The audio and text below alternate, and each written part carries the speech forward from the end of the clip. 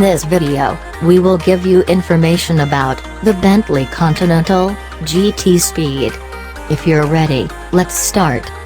Over the last few years, British automakers have started to mount hostile incursions into what used to be each other's sovereign territory. Aston Martins have become more pliant and comfortable. Rolls-Royces have grown modestly more athletic. And now Bentley is making a push into much more focused driving dynamics with the new Continental GT Speed. There have been speed versions of Bentley models before now, but these have largely just added horsepower, rather than sharpening handling to any significant degree. But the new GT Speed takes a different path. Sure, WO's company says it is quicker than the already rapid Continental GT W12 it is based on, but only just. Its twin-turbo 6.0-liter W12 makes 650 horsepower, a 24-horsepower increase, but also produces the same torque peak of 664 pound-feet. Top speed also improves by a similarly trivial margin, increasing from a claimed 207 miles to 208 miles. These are details that even the hardest-charging GT Speed drivers are unlikely to notice. The other changes are more significant. The Speed is the first Continental to get rear-wheel steering, to simultaneously sharpen its responses and improve high-speed stability. It also gains a new electronically controlled limited-slip differential so as not to make a one-tire fire out of one of the summer rubber-wrapping 22-inch wheels.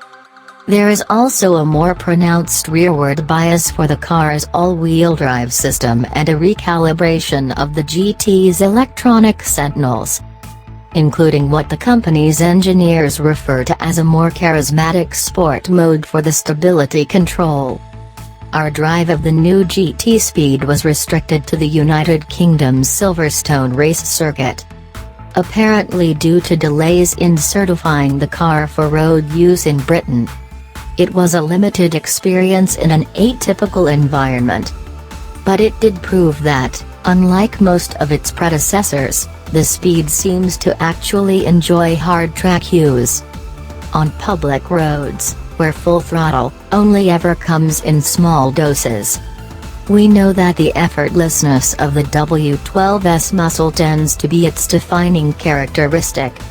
But on Silverstone's fast GP circuit, the mighty engine forgot its soft voice and wielded a very big stick, turning snarling and savage as it enabled huge velocities on the circuit's straights, while loud under full throttle. The Speed has lost some of the pops and bangs we remember brawnier versions of this engine making in previous models. Other road-going Bentleys have been as good at delivering straight-line speed as this one, but none of its predecessors felt this accomplished when it comes to shedding velocity or carrying it into corners.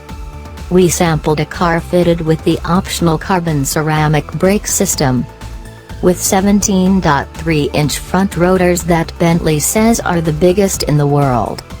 Stopping power felt both massive and relentless. Even when repeatedly hauling the 5,000-plus pound car down from triple-digit speeds, the brake pedal remained firm and linear. The Speed's mass remained evident when asking it to change direction, but the suite of active systems worked together to help it turn. Like the regular Continental, the Speed gets Bentley's active anti-roll bars, which counteract body roll with a 48-volt electric motor. The contribution of the new rear steering system was well disguised, although doubtlessly helpful.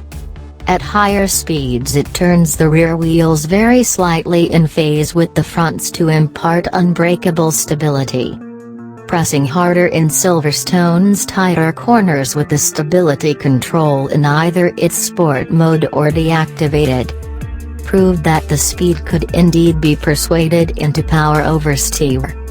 holding this unlikely state with remarkable aplomb for something so big and heavy. The expression drift mode wasn't dare used by any of the engineers at Silverstone. But, that is clearly what this newfound dynamic freedom is meant to replicate. A 12.3-inch infotainment display dominates the center of the dashboard. It's part of a unique, three-sided rotating unit that also includes a panel with 3 small analog gauges for exterior air temperature, time, and compass heading. And a third side that shows nothing but matching instrument panel trim. Apple CarPlay and Android Auto capability are standard, as is a digital gauge display that allows the driver to manage most of the Continental GT's functions using controls on the steering wheel. The Continental GT offers 2 optional audio systems, a Bang & Olufsen arrangement and a spectacular 9 system. For such videos to come, you can subscribe to my channel and open notifications, and you will be immediately notified of the added video.